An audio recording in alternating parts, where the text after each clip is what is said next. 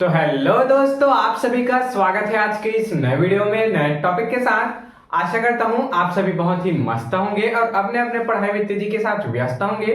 तो चलिए इस प्रकार से आज के इस प्यारे से टॉपिक में हम लोग एक परिभाषा जानेंगे। आज हम लोग जानेंगे कि वैद्युत रसायन के अंतर्गत ये जो टॉपिक है कौन सा है, तुल्यांकी चालकता क्या होता है, इसके बारे में आपको जानकारी देने वाले हैं। तुल्यांकी चालकता आखिर किसे कहते हैं, इसका परिभाषा क्या होता है, इसके बारे में आपको जानकारी देने वाले हैं। तो आप इस वीडियो में अंत तक से बने रहिएगा, क्योंकि ये जो टॉपिक है आपके बोर्ड एग्जाम में 2 नंबर में पूछ लिया जाता है कि तुल्यांकी चालकता क्या होता है। तो इसको आज की इस वीडियो में हम लोग कवर करने वाले हैं। तो ध्यान देंगे, ये तुल्यांकी चालकता का यहाँ पास परिभाषा है, लेकिन हम लोग परिभाषा से बिल्कुल भी याद नहीं करेंगे। हम लोग यहाँ पास एक फिगर बनाएंगे, क्यूब बनाएंगे, उसके माध्यम से तुल्यांकी चालकता के डिफिनेशन को डिफाइन करने का प्रयास करेंगे। तो सबसे पहले तुल्यांकी चालकता को समझने के लिए हम लोग एक यहाँ पास क्यूब बना लेते हैं।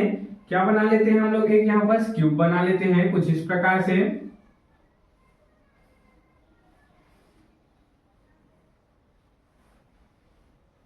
तो देख सकते हैं हम लोग यहाँ पास एक क्या बना दिए, एक क्यूब बना दिए। क्यूब के कितने कोने होते हैं, 8 कोने यहाँ पास होते हैं। तो हमें उससे उससे मतलब नहीं है, हम यहाँ पास क्या बना दिए, क्यूब बना दिए। अब ये जो क्यूब है, ये जो क्यूब है वह कैसा होगा, वह 1 सेंटीमीटर क्यूब होगा। कैसा होगा, 1 सेंटीमीटर क्यूब होगा। तो इधर 1 सेंटीमीटर, इधर 1 सेंटीमीटर, इधर 1 सेंटीमीटर हो जाएगा, देख सकते हैं। अब इसका कुल जो आयतन है वो कितना हो जाएगा, कुल इसका जो आयतन है, कुल इसका आयतन क्या हो जाएगा, 1 सेंटीमीटर क्यूब हो जाएगा। 1 सेंटीमीटर क्यूब हो जाएगा। इस त्रिघात को क्या कहते हैं, इस त्रिघात को ही यहाँ पास क्यूब कह दिया जाता है। अब ध्यान देंगे, हम लोग समझ रहे हैं तुल्यांकी चालकता। अब ये जो क्यूब है, अब इसमें क्या भरा होगा, इसमें कोई ना कोई विद्युत अपघट्य भरा होगा। तो इसमें विद्युत अपघट्य भरा होगा, देख सकते हैं। इसमें मान लेते हैं विद्युत अपघट्य भरा हुआ है। अब ये जो विद्युत अपघट्य है, ये जो विद्युत अपघट्य है वह कैसा भरा है, 1 ग्राम तुल्यांक का भरा है। ये जो इसमें विद्युत अपघट्य भरा है उसका ग्राम तुल्यांक मात्रा कितना है, 1 ग्राम तुल्यांक है, देख सकते हैं। 1 GM तुल्यांक यहाँ पर हम लोग लिख सकते हैं।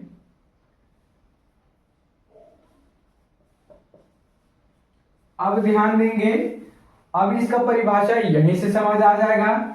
जब हम लोग क्या करते हैं, एक घन क्यूब लेते हैं जिसका आयतन कितना होता है, 1 सेंटीमीटर क्यूब होता है, अर्थात 1 सेंटीमीटर क्यूब होता है, तथा उसमें हम लोग विद्युत अपघट्य का 1 ग्राम तुल्यांक मिलाते हैं। तो इस पर एक चालकता होती है, उसी चालकता को क्या कहते हैं, उसी चालकता को तुल्यांकी चालकता कहते हैं। अर्थात कहने का तात्पर्य यह है, जब हम लोग एक आयतन एक घन क्यूब लेते हैं और वह कितना आयतन का होता है, 1 सेंटीमीटर क्यूब का आयतन होता है, तब उसमें हम लोग विद्युत अपघट्य मिलाते हैं। विद्युत अपघट्य कितना मिलाते हैं, 1 ग्राम तुल्यांक मिलाते हैं। तो इसकी जो चालकता होती है, तब इसकी चालकता जो होती है, क्या होती है यहाँ पर, चालकता। और इसी चालकता को ही यहाँ पर तुल्यांकी चालकता कह दिया जाता है।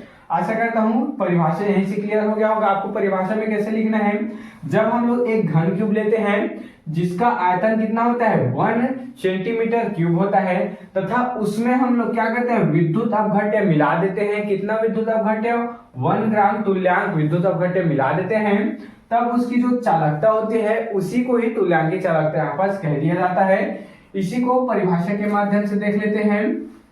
क्या बोला यहाँ पास, किसी 1 सेंटीमीटर क्यूब आयतन वाले विलयन में, देख सकते हैं, किसी 1 सेंटीमीटर क्यूब आयतन वाले विलयन में, यहाँ पास आयतन वाला एक क्यूब लिए हैं। अब इसी में हम लोग मान लेते हैं विलयन भर दिए हैं, तो इसी को बोला गया है 1 सेंटीमीटर क्यूब आयतन वाले विलयन में यदि विद्युत अपघट्य का 1 ग्राम तुल्यांक घुला होता है, देख सकते हैं, विद्युत अपघट्य का कितना घुला होता है, 1 ग्राम तुल्यांक यहाँ पास घुला होता है। इसमें हम लोग क्या लेते हैं, एक विलयन लेते हैं। तो इसमें क्या घुला हुआ है, विद्युत अपघट्य का 1 ग्राम तुल्यांक यहाँ पास घुला हुआ है। तो उस विलयन की चालकता ही क्या कहलाती है, तुल्यांकी चालकता कहलाती है। हम लोग ऐसा क्यूब लेते हैं जिसका जो आयतन है कैसा हो, 1 सेंटीमीटर क्यूब हो, तथा उसमें हम लोग क्या घोल देते हैं, उस विलियन में विद्युत अपघट्य घोल देते हैं, 1 ग्राम तुल्यांक का विद्युत अपघट्य उसमें घोल देते हैं, तथा उसका जो चालकता होता है, उस विलियन का जो चालकता होता है उसी को ही तुल्यांकी चालकता यहाँ पर कह दिया जाता है। आशा करता हूं तुल्यांकी चालकता आपको क्लियर हो गया होगा। आप इसका स्क्रीनशॉट यहाँ पर ले सकते हैं।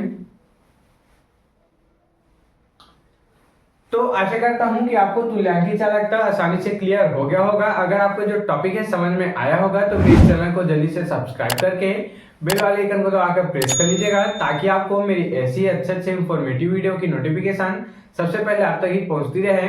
तो चलिए फिर मिलते हैं किसी नेक्स्ट वीडियो में नए टॉपिक के साथ। तब तक के लिए जय हिंद, जय भारत।